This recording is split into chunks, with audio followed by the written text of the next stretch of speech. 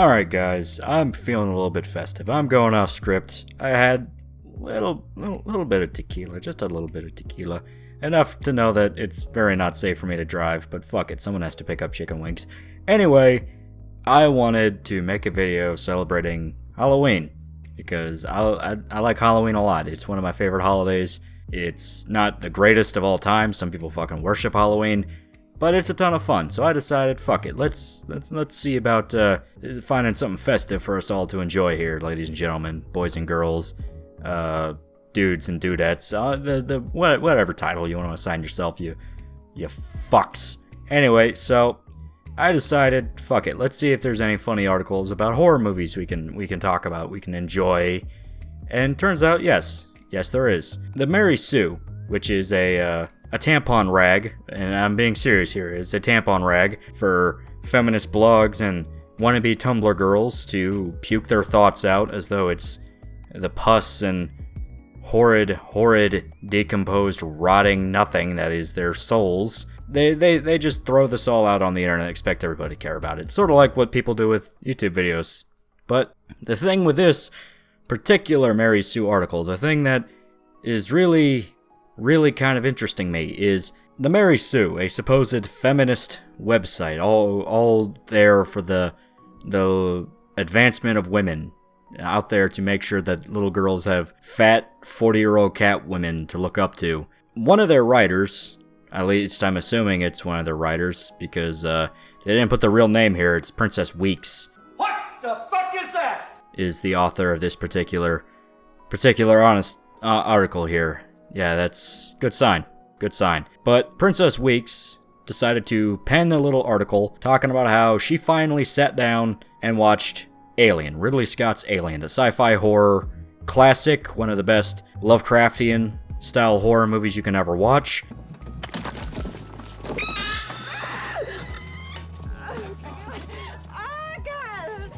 And she decided to pen an article pretty much explaining the plot beat by beat and talking about how everyone should have just listened to Ripley.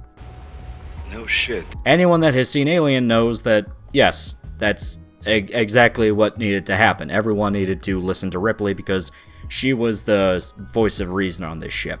And I don't want to talk too much shit about Princess Weeks. Clearly, she's probably 15, probably has a journalism internship at this diarrhea toilet paper rag of a nothing website. She's probably really young. There are plenty of classic horror movies that I personally have not sat down to watch all the way through. I've still not finished the first Exorcist. I finished Exorcist 3. Exorcist 3 is one of my favorite horror movies. Fucking watch that. It's fucking incredible.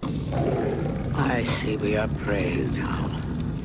Right prayer. Give us this day our daily bread. Do you think they will save you now as before? And forgive us our trespasses. Well, I can pray too. As we forgive those who trespass. You feel my little orisons creeping up your spine. And lead us not into The temptation. sweaty murmurs of my rosary beads. The human hearts that I've taken into hell. I cast you out, unclean spirit. But I've never finished the first one. But something like Alien, Ridley Scott's Alien. The idea of a feminist not sitting down and watching that, to me, is a little kooky, because Ellen Ripley is considered a literal feminist icon. She's considered one of the action women of science fiction. That, to me, is a little interesting. It's a little kooky, a little crazy, little nutso, boys and girls. But what it really piqued my interest is she talks about how she has a little bit of experience with the Alien franchise, mainly Alien vs. Predator, the Alien vs. Predator movies, the Paul W.S. Anderson movie, which is, if you have not seen Alien vs. Predator or Alien vs. Predator Requiem, I do not recommend them. The first one is sort of fun in a so bad it's good, schlocky, turn your brain off action thing, but even then it's not amazing. And Alien vs. Predator Requiem is just, It's a frustrating, incoherent pile of vomited shit. Alien vs. Predator Requiem is like watching that cartel video of the dudes feeding the guy's genitals to pit bulls, if anyone's ever seen that video. Yeah, I've seen it. I've seen it a few times. It's a good video. I gave it a thumbs up. But no, the Alien vs. Predator movie should not be anyone's fucking introduction into the Alien vs. Predator franchise, or the Alien franchise, to be more specific. Now, I did see those movies. but I didn't really start off with them. I watched Aliens when I was a really little kid. My dad sat me down in a hotel when we were in fucking, it was like Gatlinburg or Nashville, one of those two, and Aliens just so happened to be playing on AMC while we were sitting around in the room, nothing to do. And yeah, fucking, I watched Aliens when I was like 8 or 7 years old, and it kicked ass. I fucking loved it, because Aliens is fucking incredible. But Alien was something that I had to seek out and watch when I was way fucking older. I was around like 16, 17 when I finally sat down and watched Alien. But the point is, I still made a point to go out and watch it, because it's a significant piece of cinematic history, of cultural history, with our good pal, the space bug xenomorph man. Because, well, the xenomorph's one of the most iconic monsters out there. I mean, he's that thing where put a fucking xenomorph on anything and people recognize where it's from. And, you know, if you have a website like The Mary Sue, which is supposedly a pop culture website full of people that care about TV and video games and comics and movies, you would think it'd be a point that this, you know, left-leaning, feminist-dominated website, and there's nothing wrong with that. Everyone can have their own little space. I'm not going to inherently shit on a website that wants to be a feminist.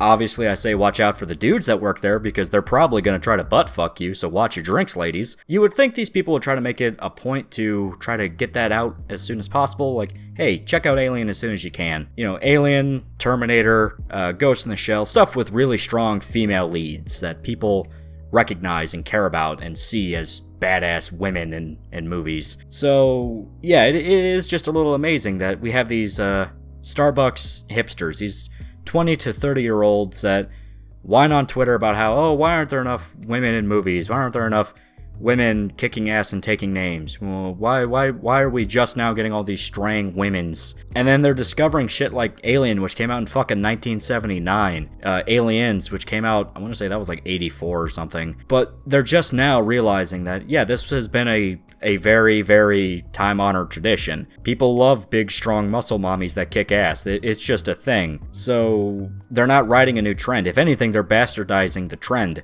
Because their idea of a strong woman is someone's fucking wannabe fanfic character where there's never a problem and everyone loves them, and don't worry, daddy didn't leave because you were annoying. Daddy left because he was a toxic man, and all toxic men will leave you, and that's why all men leave you. It's not because your personality is equivalent to dragging a guy across gravel and concrete. No, you gotta face the truth. He didn't leave for cigarettes. He left because you're an annoying cunt. Anyway, that's all I'm saying. I'm rambling. This is very much not a new trend, okay? It's not a new trend at all. And the little jab at capitalism at the very end is, I can't necessarily say it's the worst interpretation ever. It was the 80s, so all sorts of movies had anti-corporatist, anti-big business messages behind them. Alien, RoboCop, all sorts of shit like that. It was kind of the big thing, because the suit and tie jerk off was the trope to use. So I made a decision, and it was wrong. It was a bad call, Ripley. It was a bad call. Bad call. Right. These people are dead, Burke! But as stated, hopefully this will open some eyes a little bit more and make them realize, hey, begging and screaming for representation is kind of fucking stupid if you're unwilling to even take a look outside of your little bubble to see what's actually out there. Fuck's sake, half my favorite shit, you know, has main characters that are nothing to do with me. My favorite cyberpunk thing of all time is a fucking badass chick cyborg that people like, or, you know, my favorite fucking protagonist period is this huge-ass hulking badass dude with a massive fucking sword that kills demons and shit. You know, it's about having a little bit of common empathy and looking for a character that doesn't necessarily have to reflect all of your traits. But that's all I'm saying. Not expecting this video to be the cleanest, because as stated, I'm a little scatterbrained at the moment. A little too much of the tequila, a little too much, but I'm celebrating. It's Halloween, fuckers. So remember to like, comment, and subscribe, and fuck you.